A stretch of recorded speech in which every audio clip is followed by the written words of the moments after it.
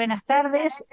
Eh, Le damos la bienvenida a el doctor Griñola y al doctor Correa por acompañarnos en esta jornada y especialmente le damos la bienvenida al nuevo académico emérito, al doctor Ricardo Bernardi, que lo vimos que estaba online.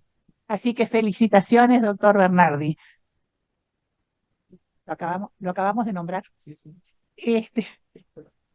Este, bueno, en primer lugar, presentar al doctor Griñola ya hace muy poquitos meses atrás que lo presentamos, cuando se incorporó como el nuevo académico de esta institución. Y hoy el doctor Griñola, que es médico intensivista e investigador, nos va a hablar de aportes para el abordaje del sufrimiento en la medicina, que seguramente está muy vinculado a su estudio de los últimos tiempos sobre este tema. Y los comentarios los va a hacer el académico doctor Humberto Correa, al cual le agradecemos especialmente que esté acá.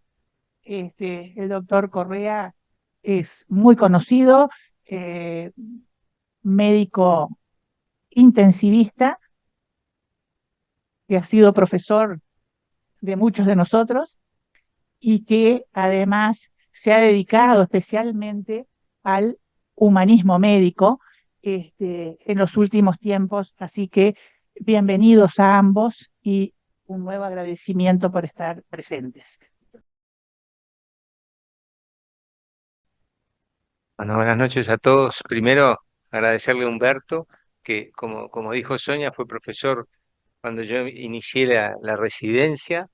Este, Él era profesor de CTI y siempre con esa semblanza humanista, a la cual después se pudo dedicar en el CLAE cuando partió para Maldonado. Siempre lo hizo, pero creo que ahí creó una escuela y bueno, y todos los hemos seguido.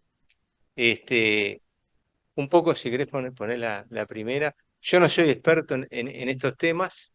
Primero quería aclararlo. Humberto, por ejemplo, sí lo es. Está el doctor Dapueto, desde un abordaje de la psiquiatría. Está otro colega Campos también que se ha dedicado a algunos temas del burnout que nos atañe. Un poco la idea, que lo planteé cuando ingresé a la academia, era presentarles un poco mi último recorrido a raíz de estos últimos 10 años de mi vida. Hoy hace 10 años estaba en Buenos Aires, en la FLENA, rehabilitándome con mi esposa. Así que bueno, y un poco el derrotero de estos años, sobre todo después de que me jubilé. Ahí puse dos referencias. En el 22 hice un máster online en desarrollo espiritual. Siempre estuve inquieto en todas estas cosas, en el vínculo, en la relación médico-paciente, como muchos de nosotros.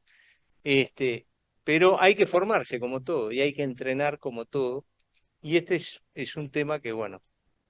Y después, recientemente hice un curso también online con Enrique Benito, que capaz que algunos de ustedes lo han visto porque ha estado en nuestro país. Está la película, la famosa película, Un Kral Veterano.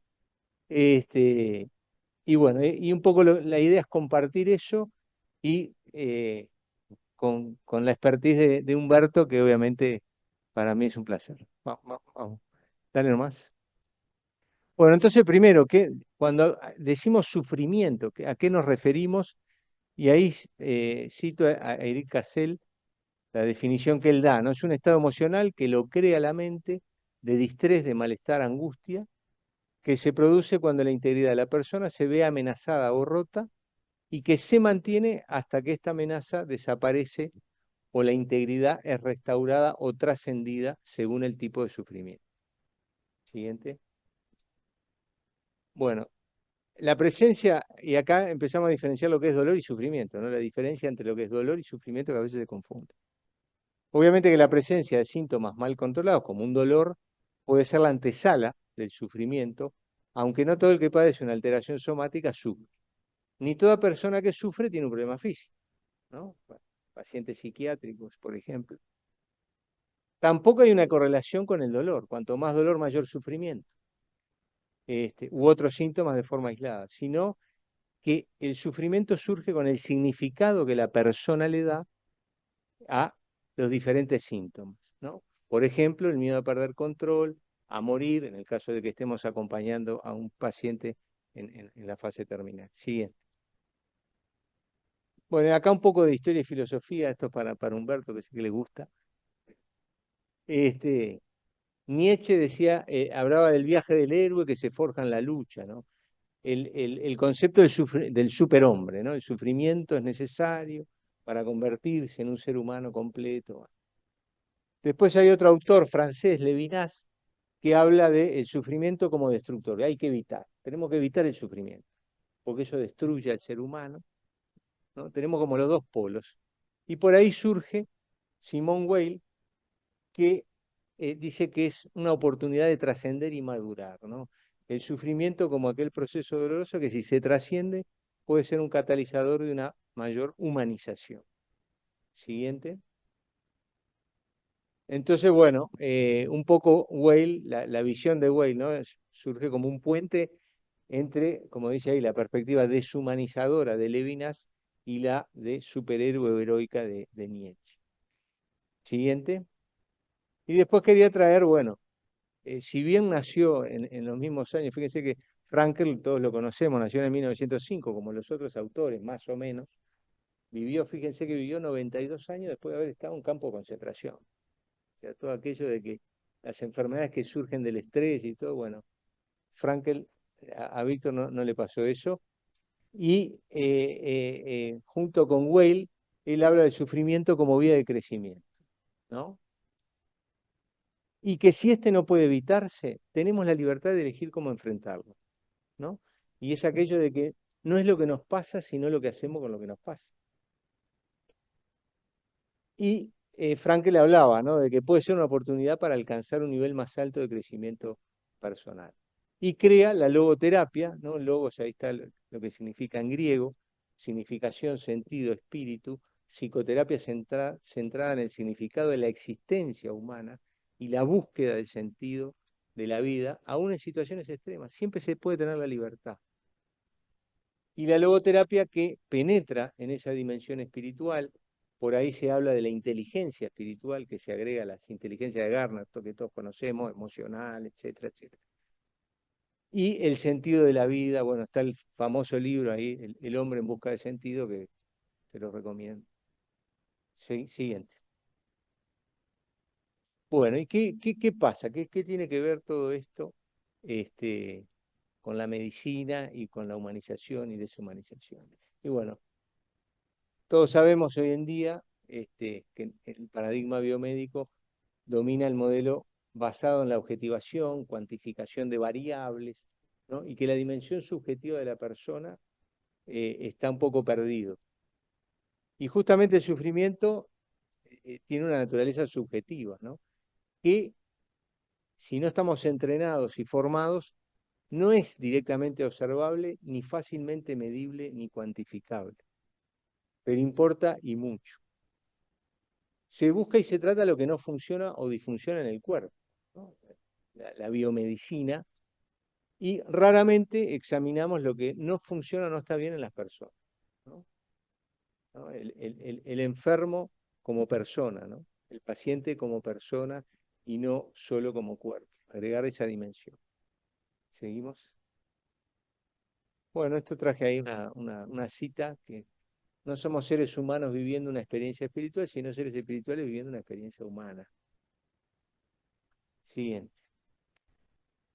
Bueno, y Cassel también hablaba, ¿no? Esto para ir reflexionando, para ir entrando en el tema, que la atención del enfermo debería llevar dos obligaciones fundamentales. La curación de la enfermedad, donde, ¿no?, la formación nuestra como médicos clásicamente se ha dedicado a eso, a curar o por lo menos paliar, o bueno, y el alivio o sanación del sufrimiento. Siguiente. Entonces, atendiendo al cuerpo más que a la persona, fracasamos en detectar y abordar el sufrimiento. Y a veces una intervención médica, capaz que desde el punto de vista biomédico o técnico es adecuada, es excelente, pero puede convertirse en fuente de sufrimiento. Capaz que el paciente no lo quiere, ¿no? Uno le ofrece, mirá, y hay que hablarlo, por la repercusión que genera en la persona, no en el enfermo. Entonces, bueno, acá nos enfrentamos, ¿no? Que el profesional sanitario, ahí están los médicos, nurses, todos los que estamos en el sistema de salud, vocacionalmente abocado a enfrentarse al sufrimiento, ¿no? Un hospital, además de enfermos, tiene pacientes, es decir, individuos sufrientes, en el cual nos incluimos como equipo asistencial. Y muchas veces no dispone, siguiente,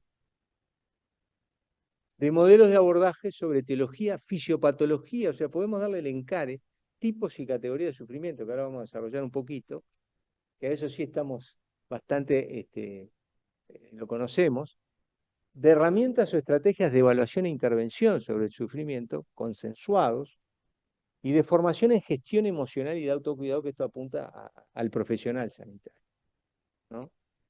O sea, la academia, esto, de hecho, el profesor Benito, que era un eminente oncólogo, hay un libro que salió este año, yo lo tengo en PDF, si quieres se los paso, que es autobiográfico, de cómo él a los 40 y pico de años, siendo un oncólogo, participaba en trials, ¿no? Un fenómeno, un día dijo, ¿qué estoy haciendo? Dejó la oncología y se dedicó a cuidados paliativos, se tuvo que formar, tenía 2 hijos chicos, arrancó de cero, sus colegas oncólogos le decían, pero Enrique, vos que estás mal de la cabeza, ¿qué te pasó? ¿Te volviste? Bueno, generalmente a los 40 y a los 50 años hay puntos de quiebre, uno ve en varias personas, en la maestría que cursé, varios de los docentes, planteando sus vaivenes de la vida, es muy interesante, gente muy inteligente, muy dedicada a lo académico, y que un buen día dice, pero esto no me está nutriendo, esto por acá no va, y hacen un quiebre en la vida. Siguiente. Bueno, entonces entrando un poco más, ¿qué hacemos con el sufrimiento? Bueno, y Benito y otros, ¿no? La SECPAR, hay una sociedad en España que se dedica a paliativos, habla de una tríada, ¿no?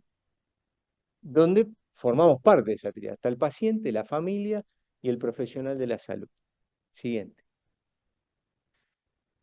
Ahí yo indico algunas de las cosas que pueden ayudar, es decir, aumentar el sufrimiento o disminuir.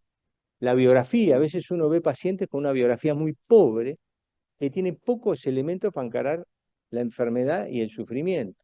La personalidad, la madurez personal, es decir, lo que trae el paciente. Más allá de la enfermedad que trae.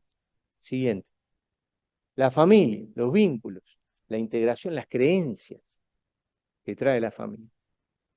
Siguiente. Bueno, en el profesional de salud, que le vamos a dedicar un poquito más por motivos obvios, el autoconocimiento, el autocuidado. Hoy se insiste con el autocuidado, la formación en acompañamiento, presencia, empatía, esto lo vamos a ir desarrollando, compasión, madurez humana, habilidades y destrezas de comunicación, y yo diría de habilidades blandas, no técnicas, blandas. Siguiente. Bueno, y acá una mnemotecnia que siempre acostumbrados a las mnemotecnias, ¿no? También lo podemos aplicar para el sufrimiento como síndrome, el ACA, el atender, comprender y acompañar. Y bueno, y uno podría hablar de síntomas y signos del sufrimiento, ¿no? Más allá del dolor y otros síntomas físicos, ¿qué otras cosas le duelen y le producen malestar al paciente? A veces el gesto, a veces hay que preguntar, hay que hablar en la comunicación, la expresión facial en los signos, expresión de miedo, tristeza, enfado, pero para eso hay que conectar con el paciente. El mutismo, el rechazo de visitas, etcétera, demandas y quejas constantes, alteración del sueño e insomnio, pesadillas, etcétera. Son todas cosas que permiten por lo menos empezar a abordar el tema del sufrimiento. Siguiente. Bueno, el comprender, y acá podemos también, hablamos de etiología y de fisiopatología también del sufrimiento. Ahora después vamos a desarrollar un poco causas médicas, psicoemocionales, socioambientales, existenciales, en lo teológico, sobre todo las existenciales, hacen del sufrimiento que sea insoportable, más allá del dolor, como decíamos hoy. En la fisiopatología, bueno, hablábamos de la biografía, creencias, valores del paciente, percepción sobre la situación de enfermedad, preocupación del binomio paciente-familia, resistencia al presente, ¿eh? Resistirse a la realidad duele. La aceptación es muy importante. La interrelación de causas, ¿no? De las distintas causas, el equipo asistencial, después vamos a hablar algo del trabajo en equipo también. Siguiente. Bueno, y en el acompañamiento acá tiré algunas cosas que las vamos a profundizar. La compasión, ¿no? Sostener el sufrimiento ajeno, más gestionar las propias emociones, ¿no? Para sostener el ajeno, uno tiene que estar bien, bien armado, porque si no, termina formando parte del problema y agravando el sufrimiento. Empatía, hospitalidad, acogida, presencia, la relación de ayuda presente, conexión, desde lo humano, desde el mundo interior de uno. Incondicionalidad, ¿no? Aceptar lo que trae el paciente, incondicional, validando lo que trae, sin prejuicio. Y sabiduría, que esto también nos protege, conocer los límites y objetivos, ¿no? Que uno puede corregir lo corregible, aliviar lo aliviable. Uno no es Dios como médico. Bien, siguiente. Bueno, acá tiramos una serie de causas que algunas están enumeradas y ordenadas. Las médicas que obviamente que las conocemos muy bien, ¿no? En nuestra formación biomédica, ahí pusimos algunas: debilidad muscular, dolor, deterioro físico, etcétera, etcétera. Uno podría llenar. Psicoemocionales, sentimientos negativos, aislamiento, pérdida de sí mismo, miedo al sufrimiento futuro, dependencia, todo esto, sobre todo pensando en el paciente. Socioambientales, percibirse como carga, pérdida del rol social, descontento con cuidados, pérdida de autonomía. En lo existencial, la soledad, la desesperanza, pérdida de sentido, el sentido de la vida, insatisfacción con biografía. No he sabido vivir. Hay pacientes que llegan y dicen, y ahí estamos en problemas, ¿no? Para sostener a ese paciente, porque en esas biografías muy pobres se complica. Cansado de vivir, inutilidad. ¿M? Y acá lo que les decía hoy, ¿no? Cuando se puede interrelacionar, puede haber causas de distintos tipos, ¿no? Pero cuando estas causas, ¿no? Involucran causas sobre todo existenciales, estas últimas que puse, como decía, el sufrimiento se hace insoportable, intolerante, y ahí aparecen ideas suicidas del paciente. Siguiente. Acá les traje una estadística de un trabajo que creo que es americano, un poco de la frecuencia, ¿no? De las causas del sufrimiento, y ustedes ven las últimas 4 que tienen que ver con las existenciales, muchas de ellas: desesperanza, falta de sentido, algunas psicoemocionales como dependencia y carga para los demás. Fíjense que llegan a 40%, ¿no? Siguiente. Bueno, algunas estrategias de exploración y categorización del sufrimiento, ¿no? Que esto como médico y como equipo, ¿no? Identificar la presencia del sufrimiento y su intensidad. Siguiente. Identificar las fuentes o causas, ¿no? Un poco lo que hablábamos recién, que son amenazas. Siguiente. Recursos y estrategias, fortalezas, ¿no? Que puede tener el paciente, porque la idea en el acompañamiento no es sentarse al lado del paciente y ver, es tratar de hacerle ver las potencialidades y habilidades que pueda tener para enfrentar esa situación traumática o esa enfermedad. ¿Mm? Discernir lo que es sufrimiento evitable del inevitable, ¿no? El evitable, justamente intentar desactivar las amenazas que pueden resolverse o paliarse, ¿no? Estas son algunas líneas para ello: validar y potenciar los recursos y capacidad del paciente para afrontar su sufrimiento, porque es el paciente que tiene, y la familia, obviamente, ¿no? Hacer un plan de acción centrado, ¿no? en el paciente y en el afrontamiento de las amenazas que tenga.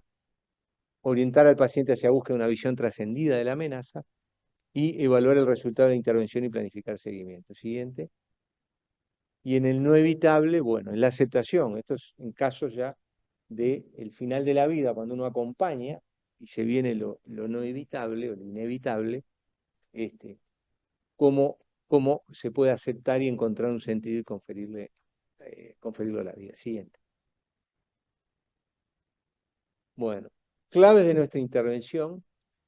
Hay actitudes, tres a destacar: la autenticidad, siendo lo que somos, sin máscaras o fachadas, siendo sinceros, transparentes. Aceptación incondicional, que esto lo mencionábamos hoy, ¿no? Aceptar a la persona tal cual es, sin prejuicios, con sus experiencias, lo que va a generar seguridad y apertura del paciente. Empatía, después vamos a ver las dos vertientes de la empatía, cómo ser empáticos sin formar parte del problema y sufrir con el paciente, ¿no? Acercarnos para intuir el mundo interior del paciente, comprendiendo la experiencia que nos comunica. Siguiente. Y tres capacidades, ¿no? Actitudes y capacidades: hospitalidad, habilidad para atender al huésped, ¿no? al paciente, para crear espacios seguros y confiables; acoger con calidez, mostrando disponibilidad; contacto visual, escucha activa, ¿no? Validar, esto lo habíamos hablado, la biografía, ¿eh? Aunque no estemos de acuerdo. Compasión, que es diferente a pena o lástima, ¿no? La lástima de esa actitud paternalista, ¿no? En el modelo paternalista médico-paciente, actitud que permite sostener y gestionar las emociones, esto lo habíamos mencionado anteriormente, ¿no? Propias. Siguiente. Bueno, puntos de partida, algunos puntos de partida, pensando ya en el sufrimiento profesional. Hasta ahora veníamos hablando del paciente y cómo, bueno, ahora mirándonos un poco al espejo. Ayudar a otros nos pone en contacto directo con la vida de otras personas, ¿no? Lo que se llama relación de ayuda, presencia. El profesional desde la conexión terapéutica percibe las emociones del paciente, que en ocasiones, si no tenemos herramientas suficientes y no nos conocemos, nos pueden contagiar y afectarnos. Y vamos a ver después las consecuencias que eso puede traer. Siguiente. Bueno, trabajar en un entorno donde el sufrimiento es intenso, ¿no? Más o menos intenso. Trabajar en un hospital, en donde hemos trabajado todos, en CTI, en anestesia, en lo que sea, requiere recursos y habilidades, ¿no? Muchas de ellas blandas, más allá de las técnicas y del profesionalismo médico, que aún no forman parte, que recién, ¿no? Acá tenemos a Humberto, que ha sido un pionero en nuestro país, de la formación habitual de las profesiones sanitarias, y hacerlo de chiquito, desde el grado, y si uno pudiera, desde la familia, desde el niño. Pero bueno, hacerlo sin ellas es exponernos al riesgo de enfermar mentalmente, burnout. Ahora vamos a ver un poco acá. La mayoría de los profesionales, ¿no? Hemos sido autodidactas en el aprendizaje de cómo enfrentar el sufrimiento sin huir o contagiarnos. Siguiente. Y la calidad de nuestra presencia, ¿no? Esto lo decía, creo que lo decía Cassel también, determina el éxito de la relación terapéutica. Y desde esta perspectiva, el autocuidado, después vamos a hacer un poco hincapié en esto, es un imperativo ético del profesional. El autocuidado no es una práctica que se realiza al salir del trabajo para desconectar. No, bueno, me voy y me corro por la Rambla. Salgo de la guardia y me voy por la Rambla. Sino, y esto Humberto, yo sé que está muy de acuerdo con esto porque lo he escuchado en entrevistas, una forma de estar presente y consciente, aprovechando la riqueza experiencial de la relación de ayuda. Siguiente. Bueno, riesgos y vamos a ver un poquito los riesgos, ¿no? Y acá hay dos niveles, ¿no? En la interacción con el paciente, en ese vínculo de ayuda terapéutica, lo que todos conocemos, ¿no? El síndrome de fatiga emocional, fatiga por empatía, algunos lo llaman trauma vicario o síndrome postraumático secundario, tiene distintas nomenclaturas, que nos involucra por tener como objeto de trabajo personas. Esto va más allá incluso de los médicos, ¿no? Y eso se genera por una transformación negativa, ¿no? En la experiencia del profesional, por un compromiso empático, ¿no? Con el dolor y trauma del paciente. Sufrimos con el paciente y no por el paciente. Siguiente. Y después lo que todos conocemos, ¿no? Donde interviene ya los factores externos, la organización asistencial, ¿no? La interacción con el sistema, ¿no? Que es el gran generador del burnout. Y algunos hablan del síndrome de desgaste profesional, disforia de causa laboral, disforia ocupacional.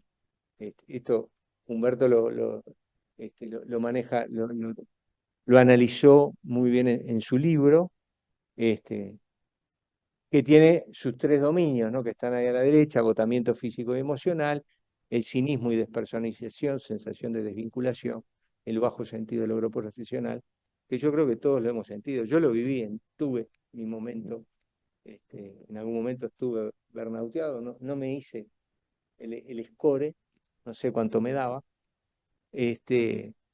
pero lo viví en carne propia, en algún momento. Diga que tenía algunos recursos, algunas estructuras de apoyo que me permitieron saber que por ahí no iba y, bueno, y corregir. Siguiente. ¿Qué oportunidades? Bueno, tenemos oportunidades, y en los dos niveles, ¿no? Algunos hablan, ¿no? Cuando uno siente por el otro y no con el otro, puede haber crecimiento y satisfacción por compasión, ¿no? Hablan los distintos autores, eh, el doctor Benito también en el curso, ¿no? Y ahí se habla de cambios positivos en las relaciones, transformación positiva, ¿no? Un proceso de sanación durante el acompañamiento. Lo que pasa es que tenemos que tener recursos, ¿no? Tenemos que estar formados. Como para operar un paciente, tenemos que saber operar, si no hacemos macana. En el abordaje de esto también. Lo que pasa es que estamos recién empezando en esto. Y a nivel organizacional, la cultura institucional es importante, ¿no? Y hoy en día hay búsquedas, pequeños avances a nivel del CTI. Yo iba a traer unas diapos, hay incluso una acreditación, ¿no? De las UTIs en humanización, que involucran no solo a los médicos, al ambiente de trabajo, en fin, un montón de cosas. Los españoles sobre todo han desarrollado mucho esto, y que involucran, ¿no? Mejorar la forma en que está estructurado el trabajo médico, humanizar el funcionamiento de los equipos asistenciales, cuidar al médico, fortalecer las habilidades blandas. Siguiente. Bien. Ahora, frente a esto, algunos se contagian, ¿no? Nos contagiamos, y otros no tanto, ¿no? O bueno, tienen más herramientas, y bueno, y en eso va la calidad de la asistencia, ¿no? Que va a depender, como decíamos hoy, de esa relación sanadora o no entre los profesionales, paciente y familia, ¿no? La tríada. Siguiente. Entonces, podemos prevenir, ¿no? A los dos niveles, ¿no? El estrés postraumático secundario en la relación con el paciente, o el burnout durante el acompañamiento. Bueno, algunas pistas acá, algunas pinceladas. El balance emocional y ecuanimidad, ¿no? En el manejo de aspectos biomédicos y emocionales, gestionando adecuadamente las propias emociones, sin quedar atrapado en situaciones complejas. Y acá un poco insistiendo con lo que hablábamos hoy, ¿no? La capacidad, en esto va la capacidad de transformar el distrés empático, ¿no? Que muchas veces nos lleva a huir o evitar el sufrimiento del paciente cuando sentimos con el otro, por la compasión, ¿no? El sentir por el otro, el comportamiento prosocial, ¿no? La capacidad de transmitir al paciente seguridad y confianza, ¿no? Lo que habla de una presencia terapéutica, que va más allá de lo técnico. Lo que pasa es que muchas veces nos miramos al espejo con el paciente o con la situación, y claro, nos toca puntos nuestros que no los tenemos resueltos. Y ahí viene el lío, muchas veces. Siguiente.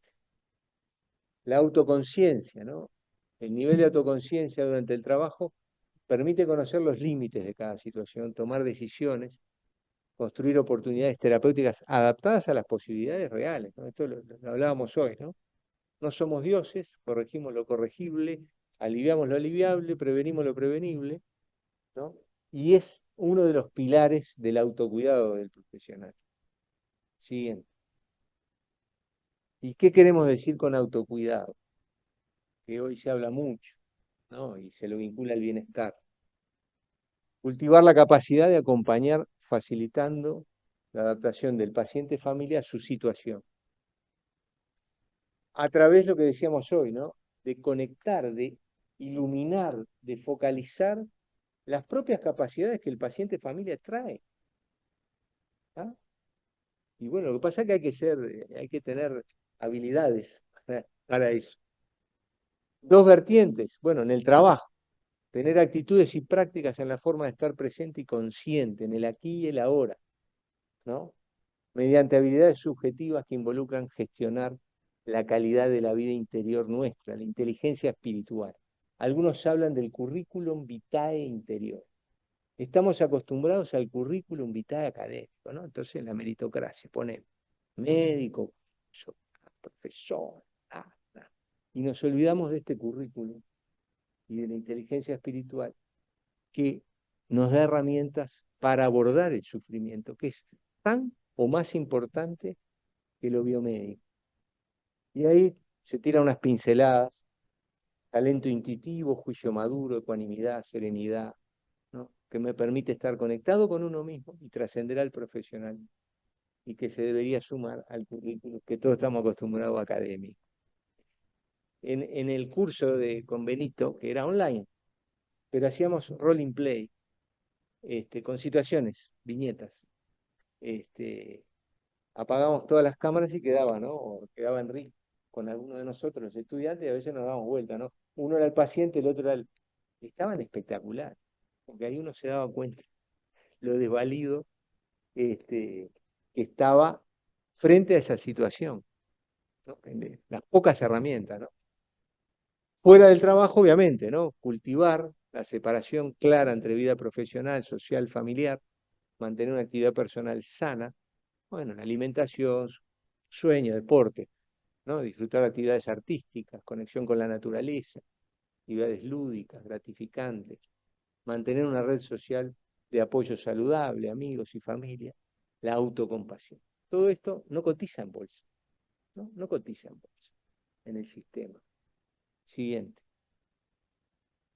Y acá detenemos, ¿no?, a las inteligencias de Gardner, que están en la periferia, la inteligencia espiritual que ya Frankl le apuntaba, que tiene que ver con nuestro mundo interior.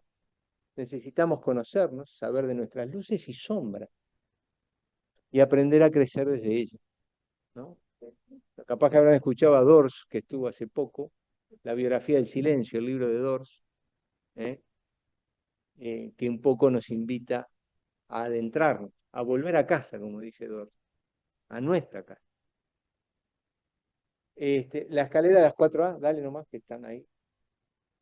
Autoconocimiento, dale nomás. Autoaceptación, autogestión, y ya la autotrascendencia. Bueno, si llegamos al último escalón, esto es dinámico además, porque en la vida pasamos ¿no?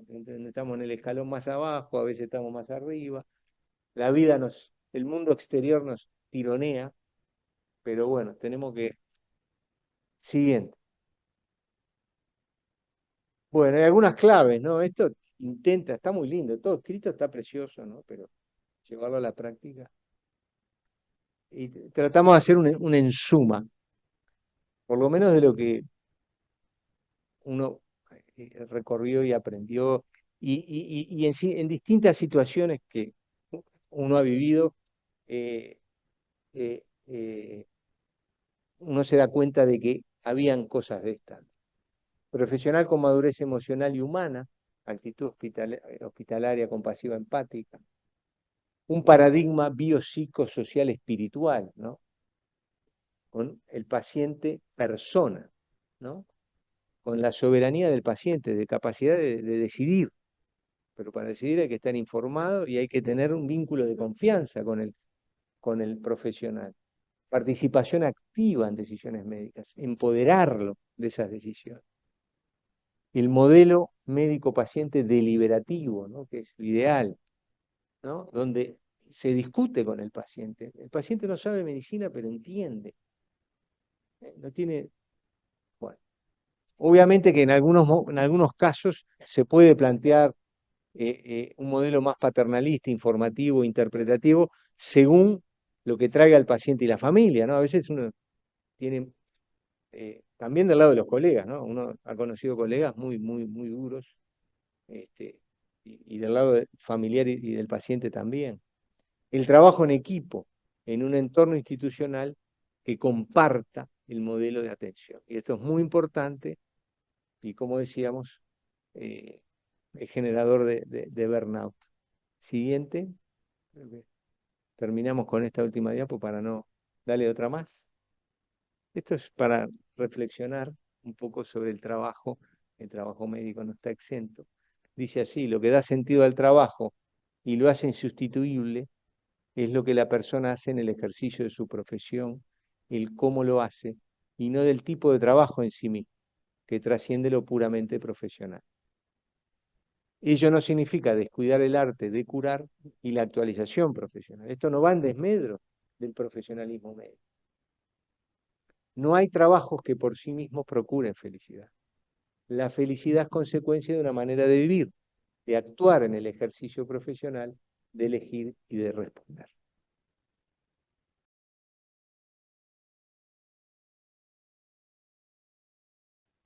Bueno, buenas noches. Saludo a todos eh, en este encuentro con muy apreciados colegas y algunos amigos próximos, que para mí es muy importante. Agradezco mucho a Juan la invitación que me ha hecho para comentar su conferencia, su exposición, y a toda la academia por darme este lugar y por las consideraciones que se han vertido sobre mí, que evidentemente que me sostienen, digamos, de alguna manera, o me remuneran de largos años de trabajo dedicados a muchas cosas, pero en especial al ser humano. Es decir, eh, realmente la conferencia de Juan abarcó casi todos los aspectos, casi todos los capítulos referidos al sufrimiento humano, ¿no? Él se dedicó de entrada a eso, después lo analizó, lo clasificó, este, puso sus características, lo aplicó a la medicina y mostró el papel de la medicina en recibir ese sufrimiento, manejarlo y tratar sin demasiado sufrimiento de mejorarlo. También puso las condiciones para una prevención, y planteó un programa del cual comparto totalmente. Es decir, yo estoy actualmente inscrito totalmente en la corriente humanista, ¿no? Este, con un sentido determinado, porque no humanismo tiene mucho significado. Ahora le voy a decir el que tiene para nosotros. Este, y veo que esa especie de marea permanente, por suerte, y creciente hacia la vuelta hacia el ser humano integral que hay. Eso se nota porque en el siglo pasado, yo soy una persona del siglo pasado, soy un hombre del siglo XX, digamos. Viví muchísimos años en el siglo XX. Estos de ahora son de Chapa en el siglo XXI. Este, eh, Evidentemente que no había para nada esta visión y se prestigiaba, la moneda de oro era la ciencia y la clínica excelsa del cuerpo, de la cual es imprescindible, por supuesto, las dos, pero era una visión brillante pero escotómica, era un gran escotoma, había una sombra sobre el alma del ser humano. Alma me refiero no al alma trascendente en la cual no creo, sino me refiero a toda la parte psicoafectiva o llamada espiritual, digamos, que sería una de las culminaciones de la afectividad cuando en lo que se trabaja, lo que se hace, lo que se piensa, pero en profundidad son cosas trascendentes para la persona o para los otros, que además le provocan un estado especial, ¿verdad? De serenidad y que además no tienen remuneración económica. Eso sería lo espiritual. Para mí es como la cúspide de lo psicológico, es decir, de la psicoafectividad. Entonces,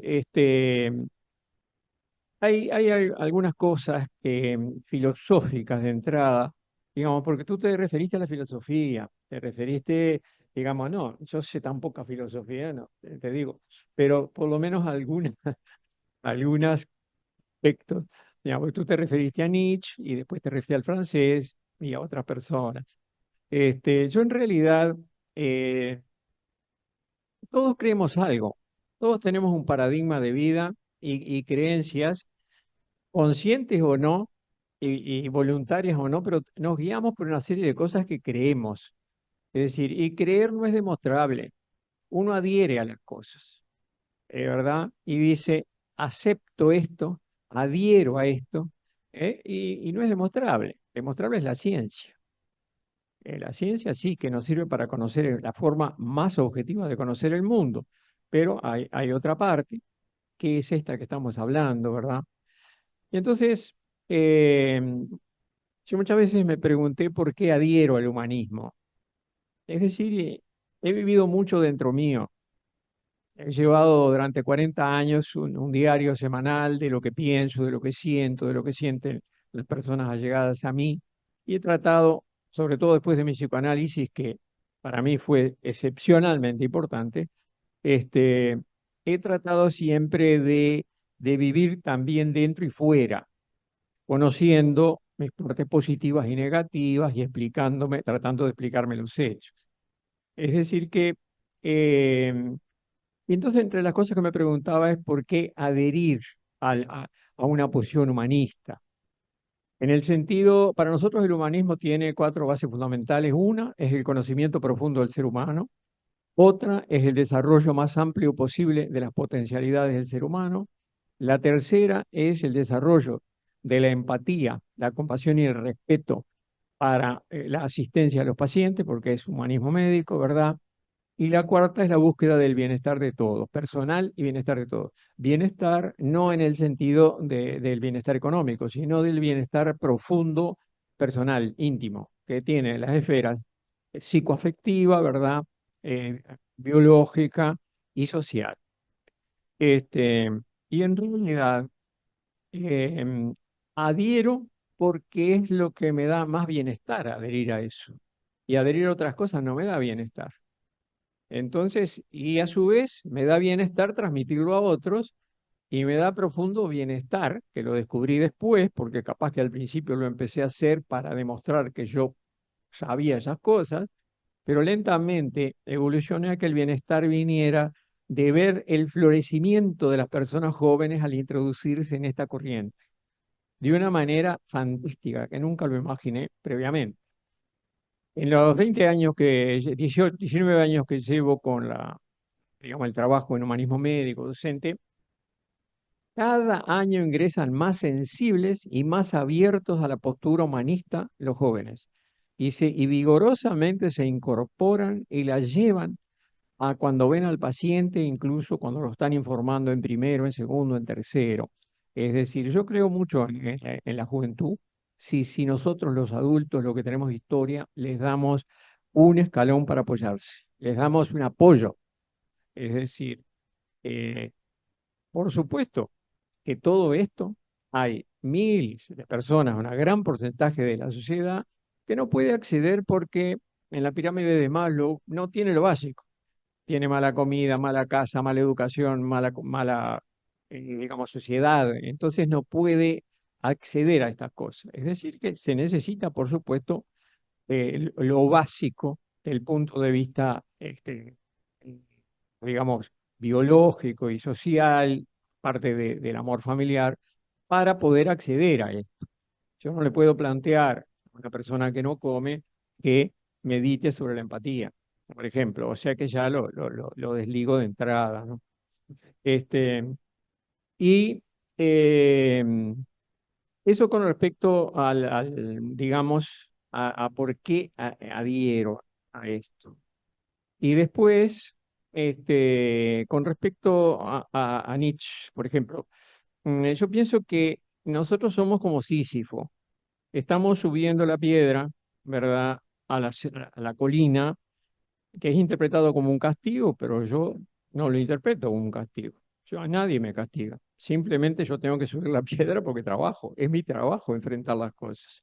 Entonces subo la piedra al vértice de la colina y la subí y bueno, bastó ese día. Cae al suelo, pero no importa. Cada día tiene su pena y su gloria. Entonces, este, yo creo que se ha discutido tanto y Camus tuvo su posición sobre Sísifo. Este, en realidad la dignidad de Sísifo está en subir bien la piedra. Punto. ¿Y qué hacemos nosotros? Subimos la piedra, cae muchas veces y la volvemos a subir. Y la indignidad sería no volverla a subir. Eso es enfrentar las situaciones que tú dijiste y formarse para ello, encontrar apoyos en las personas que te quieren, sobre todo, y entonces, de esa forma, afrontar y recrear el sentido de la vida que dijiste tú. Para mí, la vida no tiene ningún sentido, ni un destino, ni un camino hecho, ni venimos consignados. Simplemente yo creo que el sentido se lo damos cada uno. El sentido lo creamos. Creo que Frank en parte iba a eso. Yo creo que le damos sentido a la empresa de vivir que nosotros tomamos y viendo que eso nos produce bienestar y que le produce bienestar a otro en cualquier órbita de la vida, en cualquier profesión, bueno, trabajamos en eso y nos da bienestar. Esa órbita puede ser científica, artística, ser escritor, ser investigador, ser aviador, etcétera, ser maestra de escuela, etcétera. Pero eso no es un sentido que le impuso a alguien. Tú tienes que hacer este sentido. La persona lo toma porque es lo que más se adapta a sus condiciones intrínsecas y entonces lo desarrolla.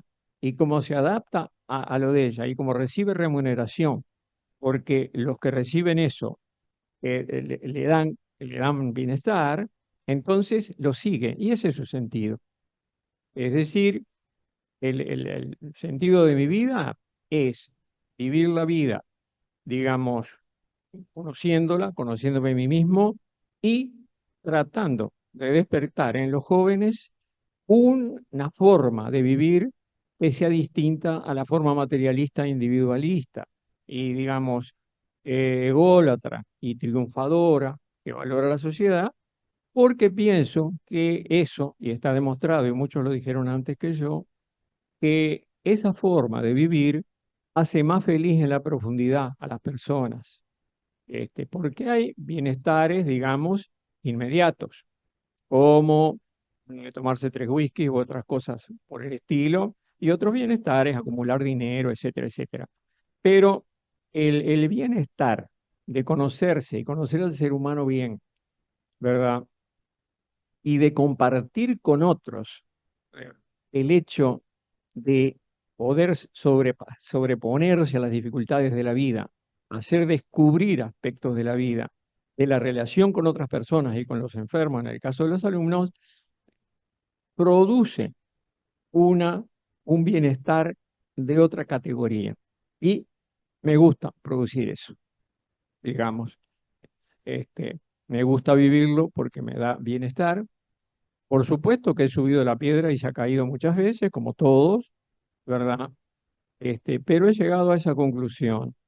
Creo que nosotros nacemos en realidad con algunos instintos primarios, algunos impulsos, llamados impulsos así por Damasio, o fuerzas instintivas, Freud, etcétera. Leduc le llama circuitos de supervivencia, que nos llevan a sobrevivir y a reproducirnos, punto. Y si saciamos eso, nos produce bienestar. Si no lo saciamos, dolor. Ahora, todo el resto de la vida que transcurrimos es para tratar de dar satisfacción a esos instintos primarios o impulsos primarios que traemos, que están muy ramificados. Después, pues, no se reconocen en sí mismos, porque, por ejemplo, el investigar en ciencia, el producir poesía, el construir casas, son todos derivados del instinto de supervivencia, ¿verdad? El que lo dice mejor, a mi juicio, son Damasio y Ledoux, que dicen que nacemos demostradamente con 5 impulsos, que son el impulso a comer, a beber, el impulso sexual y el más poderoso a proteger nuestra vida. Por eso es que tenemos miedo de morir, porque es potentísima la fuerza que llevamos a estar bien, sanos y a no morir, digamos. Probablemente es un impulso de la especie que la mantiene, ¿verdad? Y además hay otros como que son un poco más secundarios, como el impulso a la curiosidad, imprescindible desde que los animales nacieron en el universo, porque si no buscaban dónde estaban las cosas, no comían, y si no husmeaban dónde estaba el enemigo, los mataban. Entonces, ser curioso era imprescindible. Bueno, cuando, cuando Hamlet investiga en toda la esfera auditiva, él tiene que investiga por curiosidad. El hombre primitivo estaría mirando a través de los árboles a ver si había un ciervo o algo. Bueno, esa misma curiosidad la heredamos a través de 3 millones de años. Eso también Ledoux, sobre todo Damasio, dice que es también un impulso que se ha manifestado como un impulso primario y después estaría la adhesión de unos a otros. Y no tenemos más nada. Entonces, este, eso no traemos un sentido. Después, todo nuestro sentido es buscar el mayor bienestar posible con lo que hacemos con esos impulsos y sus ramificaciones, que tiene miles, que son todas las motivaciones que tenemos todos nosotros, ¿verdad? Desde la motivación de pasear en un bosque o por la playa, leer un libro o hacer una investigación o, digamos, estar con las personas que amamos, este, es que lo que buscamos. Entonces, el sufrimiento es una cuestión que yo no le llamaría connatural al hombre. El sufrimiento es simplemente el choque entre el interés de unos por satisfacer esos impulsos y darse bienestar y el interés de otros, así como chocan el impulso del zorro con el del conejo, porque el zorro tiene impulso a comer y el conejo quiere vivir. Entonces chocan y el zorro a veces se lo come, ¿verdad? Y a veces el conejo se escapa. Pero digamos que en el fondo estamos guiados por todo eso, ¿no? El sufrimiento resulta entonces de ese choque y resulta de nuestras imperfecciones, ¿verdad? Del choque con las bacterias, del choque con las bacterias, porque siempre me gustó mucho la infectología. Este, digamos, terrible, después eso degenera, el terrible choque de las guerras, de las que estamos viendo ahora, todo eso, ¿verdad? Y entonces, ¿por qué hacer humanismo si pasa todo eso? Y bueno, aunque sea, creamos pequeñas islas de bienestar para algunos. Yo no creo que vayamos a cambiar el mundo. Me he vuelto un poco escéptico con el tiempo a eso, aunque no estoy amargado, pero creo que podemos mejorar pequeños grupos, comunidades y volverlos más humanos, ¿verdad? Este, y con respecto a nosotros en medicina, porque un poco divagué sobre el fondo, siempre voy a los principios para explicarme a mí mismo por qué hago cosas o por qué soy de alguna manera con la gente y conmigo. Pero con respecto al médico, a nosotros, en la medicina, en la medicina hay 3 protagonistas. Está el médico, el enfermo y el estudiante de medicina. Los 3 sufren, ¿verdad? Los 3 son parte de un circuito, porque si el estudiante no se forma en toda la parte que va a complementar la sabiduría biológica, en toda la parte psicoafectiva, interrelacional, espiritual, comunicacional, evidentemente, y además está sometido a programas exigentes, a despotismo de nosotros los profesores, a jerarquías, ¿verdad? Y a unas correcciones no amables de sus errores, generalmente se va poniendo un poco cínico o un poco duro. Y entonces cuando llega después a médico, Solamente si trae del hogar, de la formación del hogar y de algo genético, una tendencia a la solidaridad, va a ser solamente un buen artesano del cuerpo, digamos, y un muy buen técnico del cuerpo, y nada más. No se va a ocupar del problema del otro. Entonces, ¿y qué pasa? Si al estudiante le pasa eso, no lo formamos en la parte humanística. El médico no formado en eso se ha demostrado en Estados Unidos, quizá acá es un poco menos, somos una cultura, no hay que traspolar exactamente lo que pasa en el norte aquí. En Estados Unidos, en 7 universidades se hizo una encuesta que está en mi libro, porque me asombró mucho. El 70% de los alumnos al llegar al cuarto año de clínica eran cínicos con respecto a la asistencia y decían que nada, y ese viejo de porquería se va a morir, etcétera, déjalo, vamos a otra cosa, te invito para tal investigación, etcétera. El 70%, 7 de cada 10, y fue hecho con miles de estudiantes. Se hicieron en Canadá y Estados Unidos hace unos 10 años. Las mujeres menos, las mujeres son más sensibles y más empáticas que los hombres. Las mujeres era 55, 60 y los hombres era 80. Entonces, si nosotros en las escuelas de medicina formamos terribles técnicos que saben hasta el secreto de la mitocondria y de la concentración de oxígeno en la mitocondria, y lo manejan, y con eso de pronto le salvan la vida a alguien, pero no lo formamos con una apertura hacia lo espiritual, digamos, hacia la fraternidad con los otros. Bueno, pasa eso.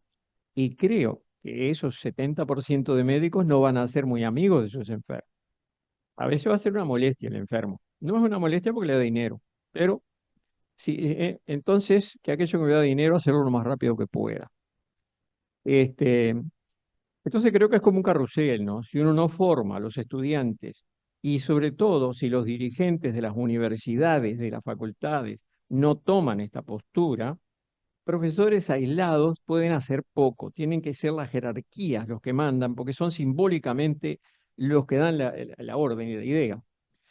Igual que los políticos, que hablaba uno de ustedes hace un rato, evidentemente que si ellos, que son los padres, digamos, o los jefes, no dicen hay que hacer tal cosa y vamos a dar dinero para esto, el resto son impulsos aislados. Y en una facultad, si los decanos, los consejos no se preocupan de eso, 3, 4 profesores aislados pueden hacer poco. Porque los estudiantes dicen, no debe ser importante porque el jefe no lo dice. Entonces es un esfuerzo terrible convencerlos personalmente. Yo por suerte pude ser decano 10 años y dedicarme a eso 10 años y pude impulsarlo desde los dos puntos de vista. Entonces se creó un movimiento. Ahora, si no trabajamos con los estudiantes, los médicos nunca van a adquirir lo que tú quieres y lo que dijiste. Nunca. Punto. Nosotros ahora tenemos un curso en el colegio para médicos de humanismo. Pero claro, son 20 colegas de 17.000. Después otros 20 y quedan encantados y van y me dijeron que ven mejor a sus enfermos y que ahora le preguntaron cómo estaba su mamá y todas esas cosas. Pero son 20, 25 y nosotros somos 17.000. Entonces, hay que hacer eso, por supuesto, pequeñas islas, como esa es una pequeña isla. Pero después, los estudiantes no son pequeñas islas. En este momento, en el país debe haber, suponete, unos 10.000 estudiantes de medicina, 15.000. Bueno, están a mano. Y además, sobre todo, están en una época que es la preadultez, 18 a 25 años, que está más blando su cerebro para adquirir una dirección. Y bueno, después los enfermos son asistidos de esa forma que muchísimos se quejan. Hay siempre un grupo de nosotros, hay un grupo de nosotros que los trata con desprecio o indiferencia. Y hay un grupo de nosotros que sí, por vocación propia, por sensibilidad, por cómo fue formado en la casa, por algunos caracteres hereditarios, que es amable con el otro, empieza a comprenderlo y realmente espontáneamente lo ayuda. Pero hay un gran grupo indiferente. Entre los cínicos y los dedicados hay una masa de indiferentes. Esos serían accesibles. Cínicos creo que no.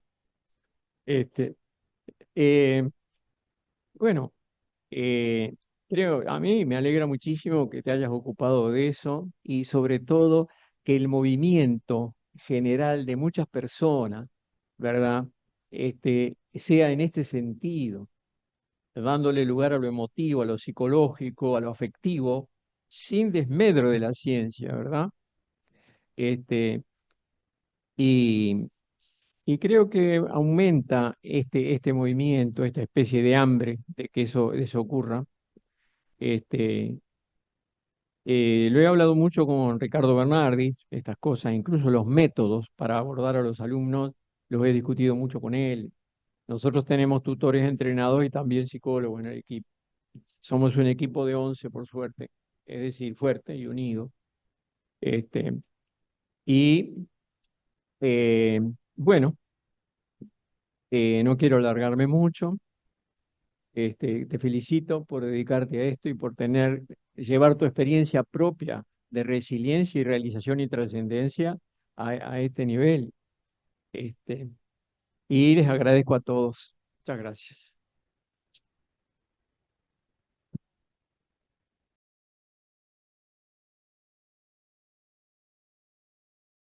Bueno, muchas gracias a ambos.